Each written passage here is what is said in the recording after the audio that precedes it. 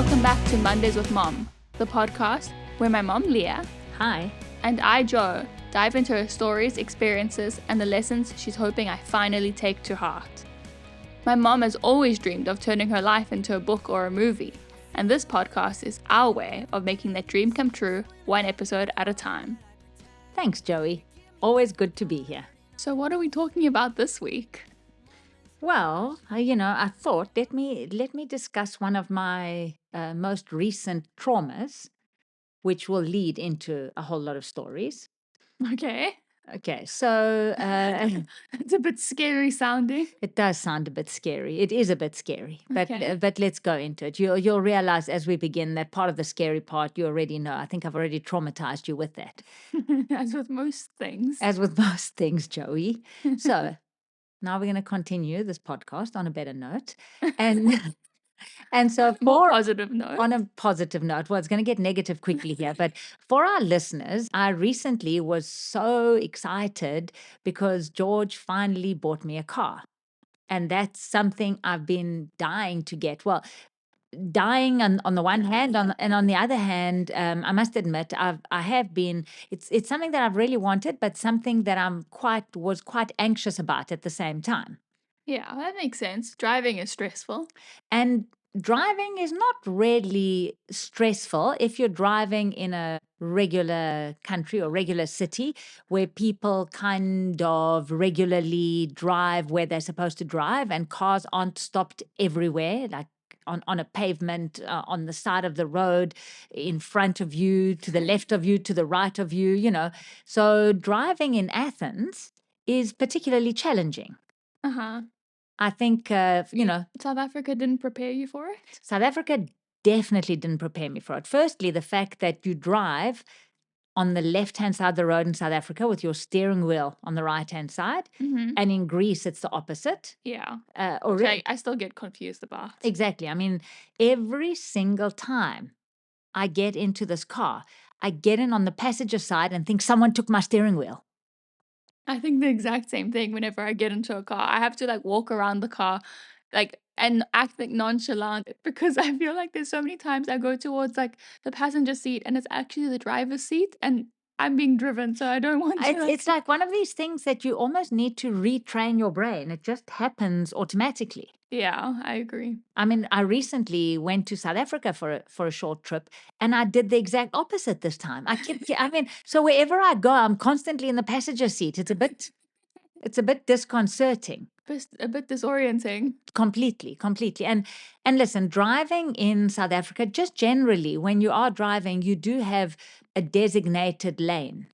In Greece, in Athens, should I say, when you're driving, your designated lane is for you, for 5 trucks that are parked on the side of the road, for the lady that's going past with her little laiki trolley, as we call them, which is basically like a farmer's market. Like a farmer's market trolley. For the non-Greeks out there. For the non-Greeks, you then have the guy who's smoking his cigarette walking across the road, the car that's jutting into you, the 3 motorbikes that have gone into your lane, and you're supposed to kind of stay calm and carry on.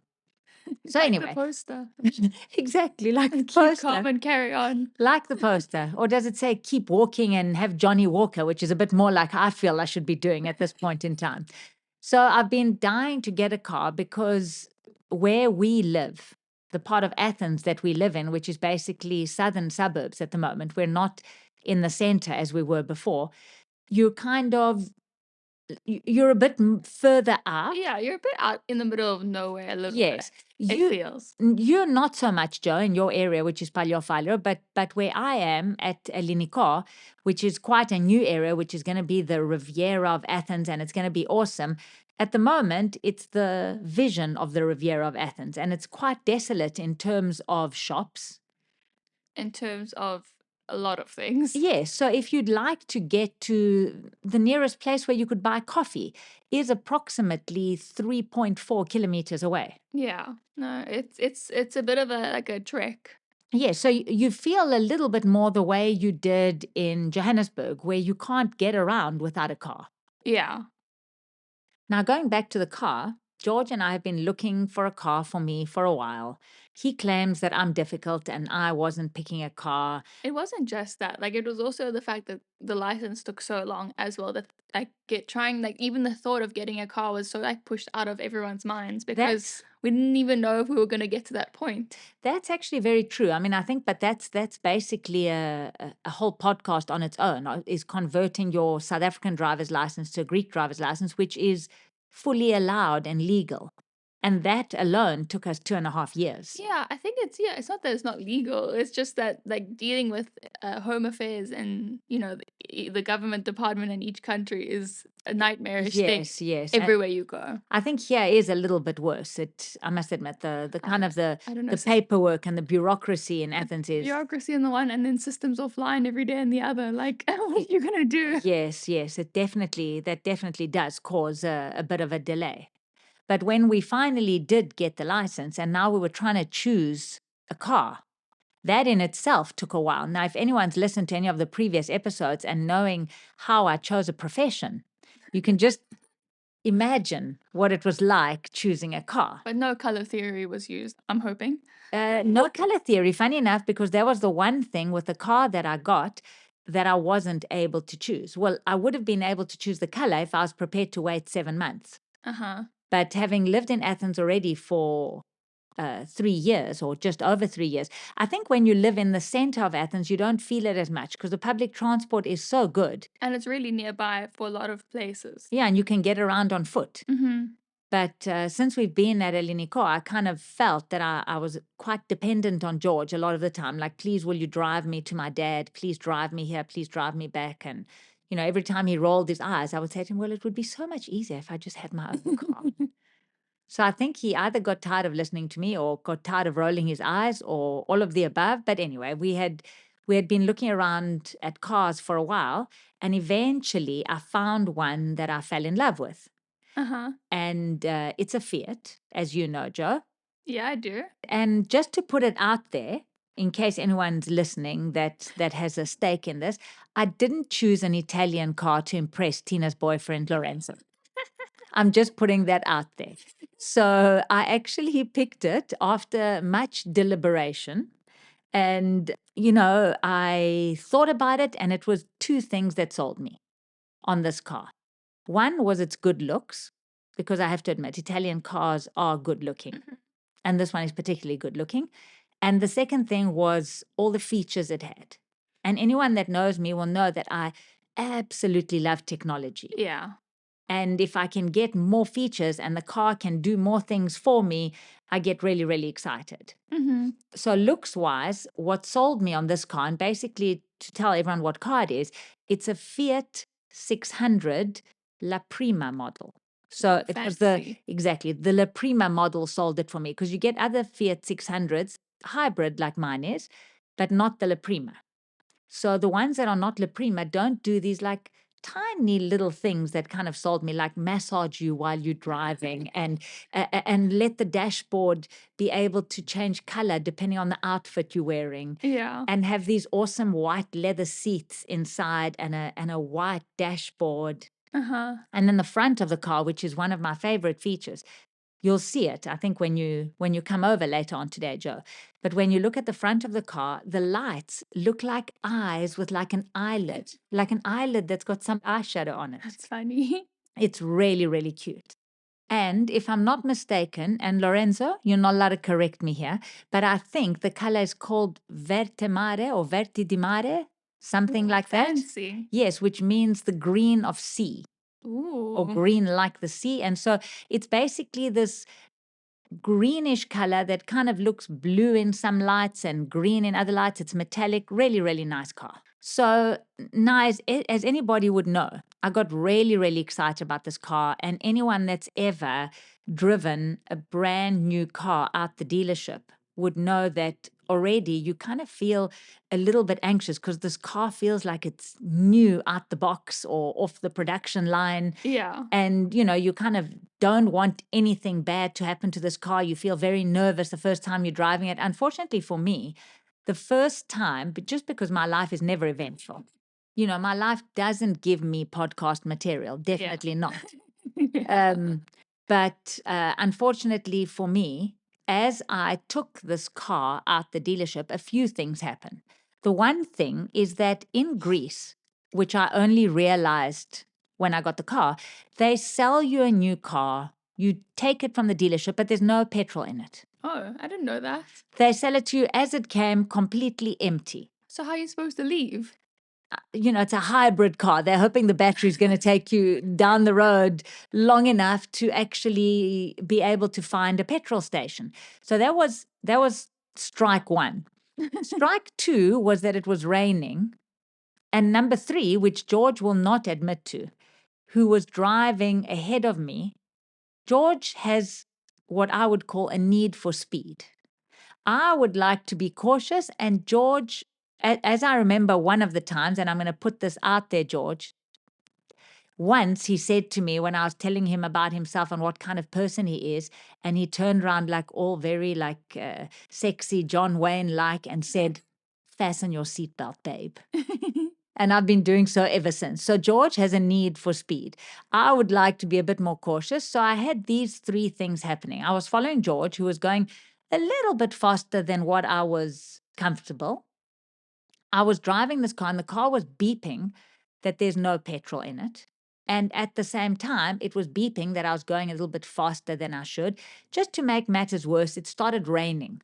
Oh, that's like a very scary combination. Scary combination combined with the fact that my first attempt at driving in Athens was taking this brand new car out the dealership. George had been saying for a while that what we need to do is hire a car for a couple of weeks. But because my life is calm and uneventful, we never got round to that. And time was upon us and we got the car. So we're driving this car from the dealership, trying to get it back home. And I must admit, I was less aware of my surroundings and more aware of just feeling very, very anxious. I think that makes sense. I would feel very anxious as well. I think by the time we finished that car drive, I needed to, take muscle relaxants for my hands because I was clutching the steering wheel so tightly.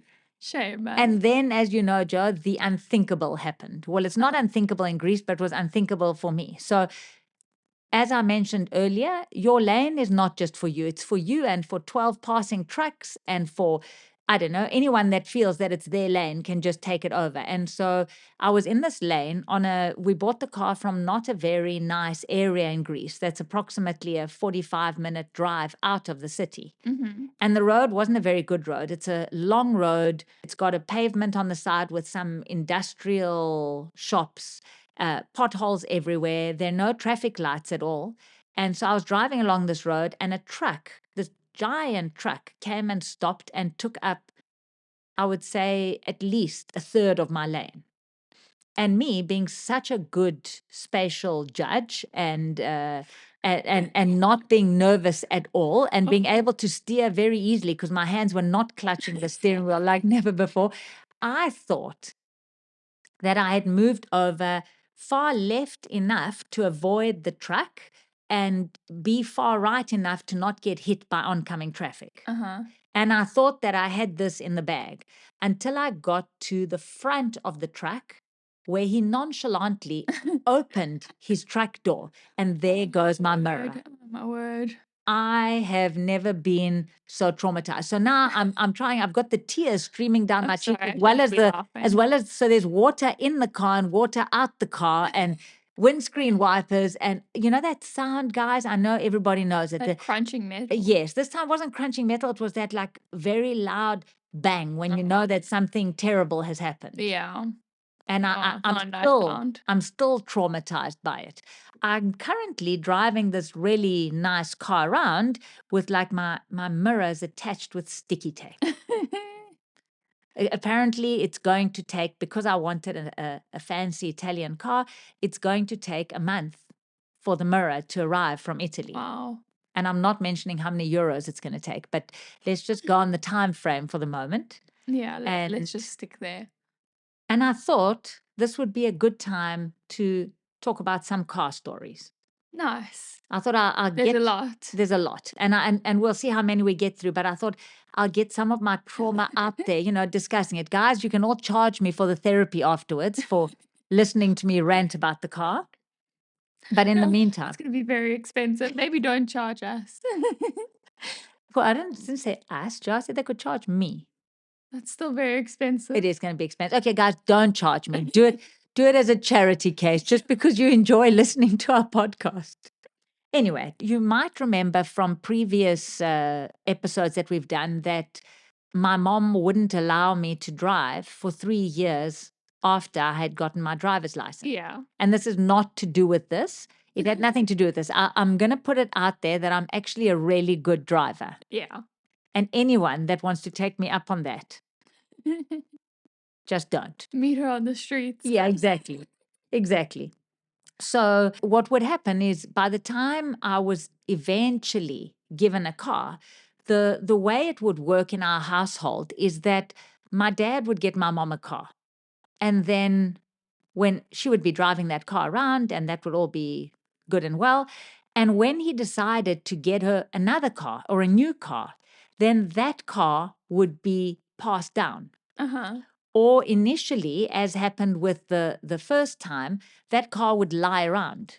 So the very first time, or it must have been the second time actually, that my mom got a car, we ended up with this really cute light blue Volkswagen Beetle lying around. And in those days, my grandmother and grandfather had come to South Africa. Yeah. And South Africa, especially Johannesburg, and in that day and age, public transport couldn't get you very far. Yeah. So if you really wanted to be able to move around, you had to have your own car. And so my grandmother, who was very resourceful, was looking at this Volkswagen Beetle just sitting in our driveway. And she decided she's actually going to use this car. Okay. And somehow, Did you know how to drive? well, believe it or not, she didn't know how to drive, no. But she managed to, and I still don't know how she managed to do it. It's almost as bad as them learning to speak Afrikaans. But she managed to somehow find herself a driving instructor who could speak Greek, who allowed her to do her learner's license orally in Greek because she couldn't write in English. Yeah. And she was going to fail this exam. And I don't even know if she slipped him something on the side that he would answer the questions himself, because no one else around could understand what question he's asking her and what she answered. Wow, And okay. so basically she got a learner's license. Huh. But as you know, Jo, the rule with the Yeah. learners is that in order to be able to drive, Mhm. you can drive with your learner's license. You need someone who's got a valid driver's license sitting in the passenger seat. Yeah. And who would my grandmother have? Because there was no one. Mhm. My parents were both at work. My grandfather was at work, and even if he wasn't, he didn't have a valid driver's license. Yeah. So she did what any self-respecting Greek woman would do. She just sneaked out. And the problem was that because this car, by the time she got herself organized and had the lessons, because the guy that did the learner's license with her also took her for driving lessons and taught her to drive. Mhm. And she used to drive that car when they had lessons. And then later on, my dad would say, well, listen, when I get a chance, I'll let you drive. The problem was as well is that who else was going to help my grandmother out? It's a problem. If you got into the car with my dad, you were just going to get a lesson on mechanics and physics and how to change car tires. And I wouldn't want to listen to that lesson in Greek. It was bad enough hearing it in English. I don't know what any of those words are in Greek. So the other option was to drive with my mom, in which case my grandmother would still be waiting at an intersection, waiting to change or turn, because my mother would be waiting for the very last person in South Africa. You know, she was cautious to the point of making it a bit ridiculous. Yeah. And so what my grandmother used to do is, against my dad's explicit instructions, she would take the car out, drive to wherever she needed to drive. Usually it was driving to like a wholesaler to go buy her cigarettes because she was a heavy smoker. Uh-huh. And so inevitably, by the third or fourth time she did this, the car would break down. And it wouldn't break down back home. It would break down at the wholesaler. And then she would have to call my dad. Yeah. And it was chaos. Uh-huh. So she'd call my dad, and my dad would be ranting and raving and screaming and explaining that The car is registered in his name. Yeah. It probably wasn't. He's lying. It was probably in my mom's name because everything my dad ever owned, he put in your Oh. grandmother's name. Jo. Yeah. Very, very sweet Yeah, that it way. is sweet. Unless he did it to like...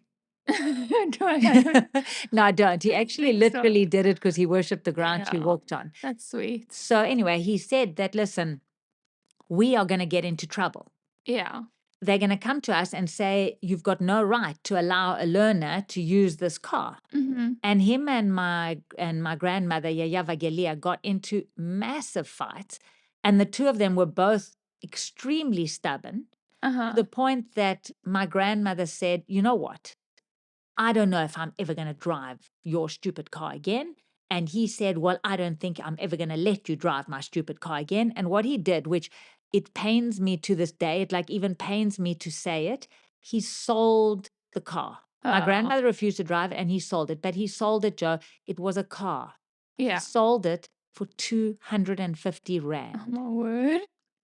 Now, just to give our non-South African listeners some context, in those days, 250 Rand that my dad sold it for, the car should actually have been sold for something like 4,000 or 5,000 Rand exactly. Like, what is that? Like, so he sold it for like a 16th or something. Well, and to put it in context, now this is going to sound very sad because of what's happened to the South African exchange rate, but he basically sold it for more or less 12.5 euros. My word.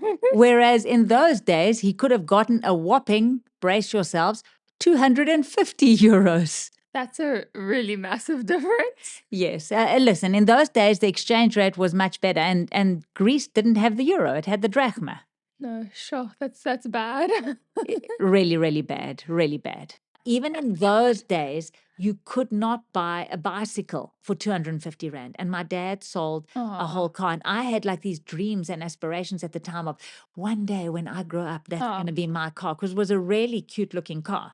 I thought it needed a bit of like a spray paint job. Exactly. Like, and funny enough, the guy that bought it, he bought it, he shooped it up, as you say.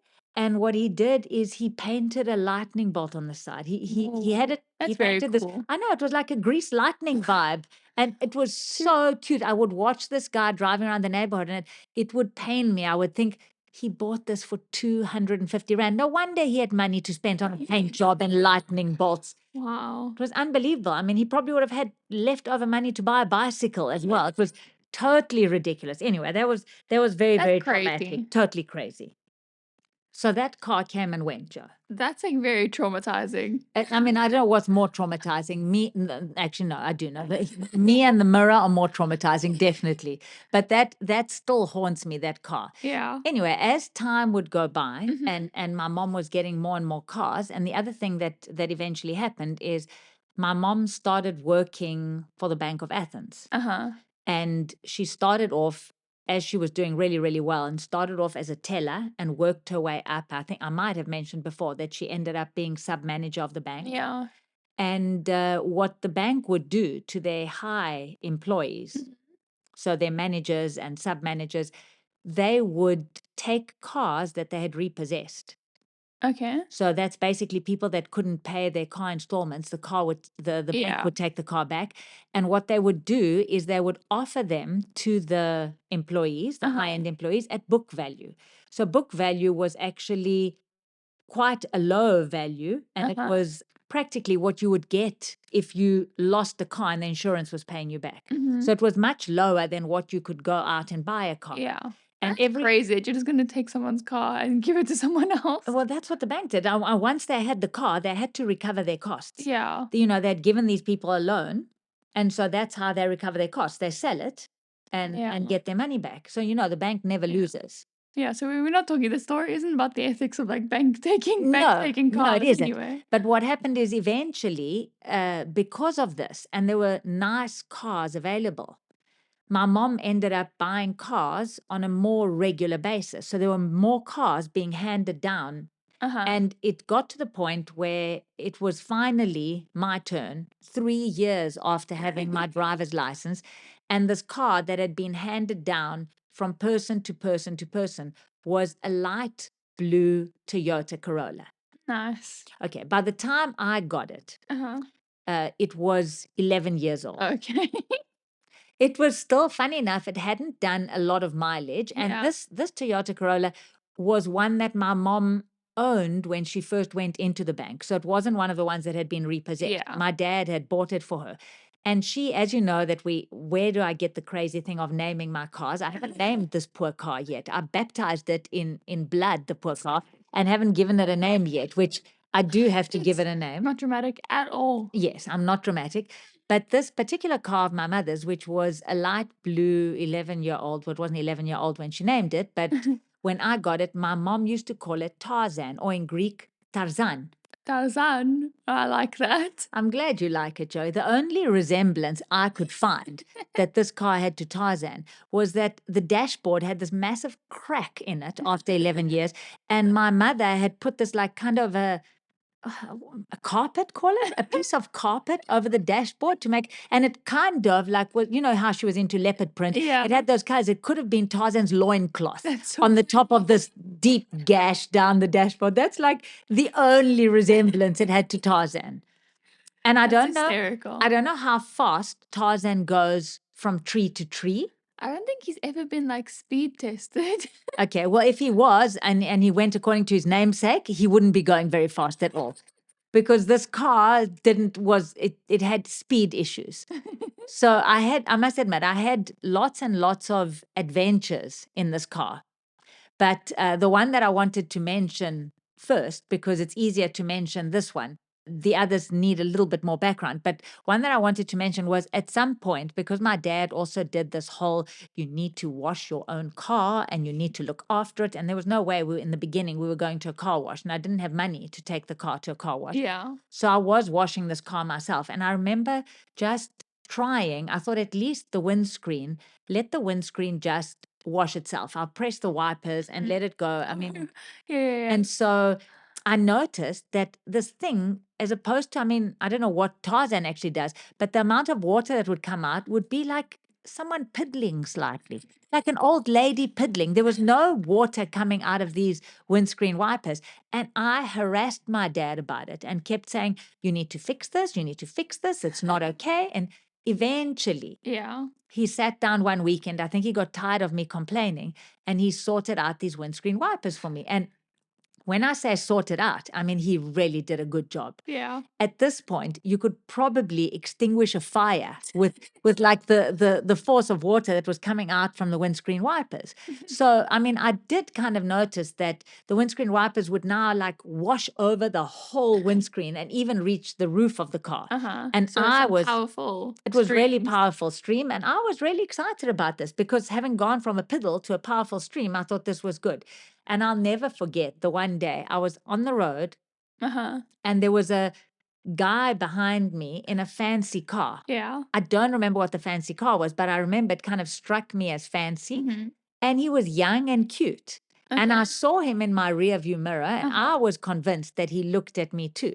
Yeah. And, he might not have been able to tell if I smiled at him. I was trying to be coy, but I was eyeing this guy out. Smiling at him through the rear view mirror. I was smiling at him through the rear view. I mean, really. So he could see that I was looking at him because we were stopped. Yeah. And so I then looked at my car, and I thought, oh golly, look, my windscreen's a bit dusty. I thought, let me have a clean car while I'm flirting with the guy behind me. Yeah. So I put on my windscreen wipers, and I noticed that every time I wipe my windscreen, he's also wiping his. And I thought, like, whoa, now this is a new way of flirting.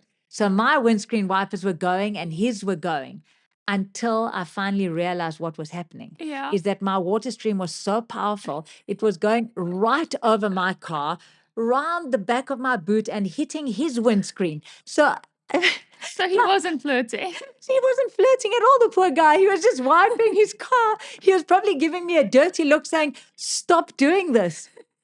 And I didn't know how to fix this. So But poor Piagalis didn't know how to reverse it. So it was so funny that every time I wanted to like clean my windscreen, I'd have to make sure that the car behind me was at least 3 cars further back, because otherwise I'd be cleaning mine and theirs at the same time. The spray was so powerful. It was absolutely hysterical. That is hysterical. So that was one of my early adventures with Tarzan. Uh-huh. I had a few others. Yeah.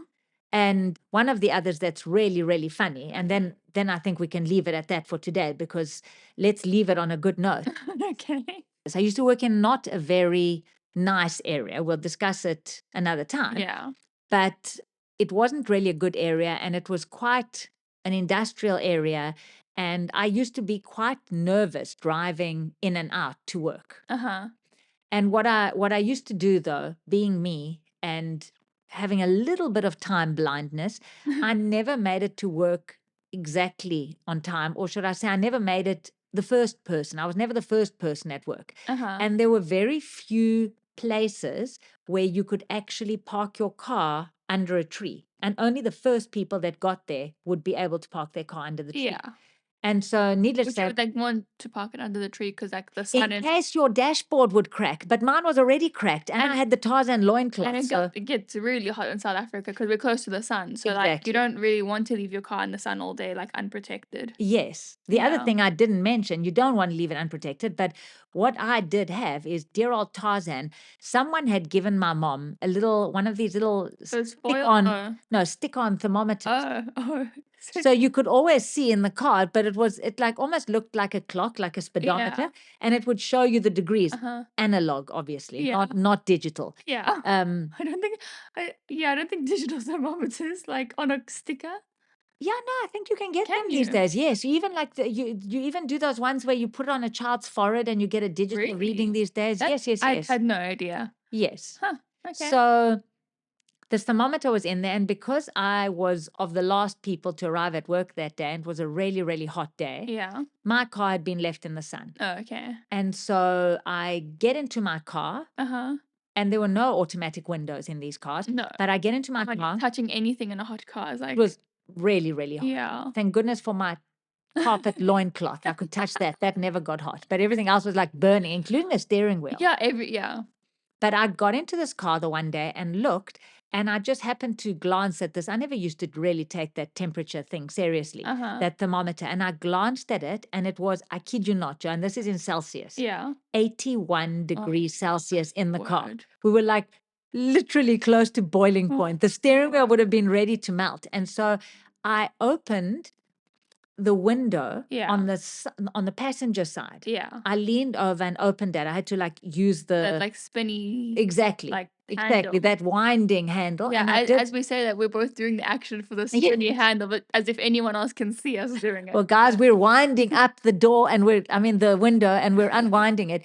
So I had it like that, and I was driving through this area, but I was very aware that the area I was driving through is not a good area. So Yeah. I was quite nervous. Uh-huh. And I had been told many stories of people where someone like kind of grabs their handbag from their car or does something. Yeah. So it wasn't really safe. But I mean, I had to choose. Was it going to be death by Death by the sun?